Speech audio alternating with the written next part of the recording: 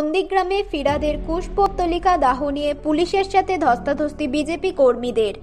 ফিরাদ হাকিমের কুরুচিকর মন্তব্যের প্রতিবাদে নন্দীগ্রামের টেঙ্গা মোড়ে বিজেপির পক্ষ থেকে বিক্ষোভ কর্মসূচি এবং ফিরাদ হাকিমের কুশপুত্তলিকা দহ করা হয়। পুলিশ এসে জল দিয়ে আগুন নিভিয়ে দিলে পুলিশের সাথে বচসা বেঁধে যায় বিজেপি কর্মীদের। বচসা গড়ায় ধস্তাধস্তির সৃষ্টি হয়। পরে পুলিশের আরও বাহিনী গিয়ে পরিস্থিতি নিয়ন্ত্রণে আনে।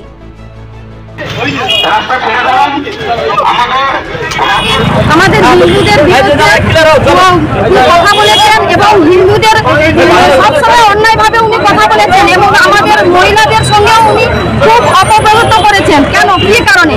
আমরা হিন্দুরা তো কোনোদিন মুসলমানের উপরে কোনোদিন খারাপ ব্যবহার করিনি, উনি কেন করবে আমাদের উপরে খারাপ ব্যবহার? তাই আমরা এই পুতুল নিয়ে দাও করেছিলাম, আমাদের সফল হয়েছে।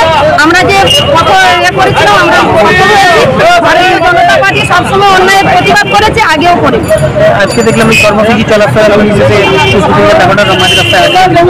ওনারা তো তৃণমূলের চটিচাটা, ওনারা এটা করবে না।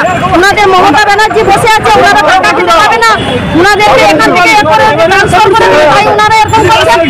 ওনারা চটিচাটা পুলিশ, ওনাদের তৃণমূলের বেশি দিন সময়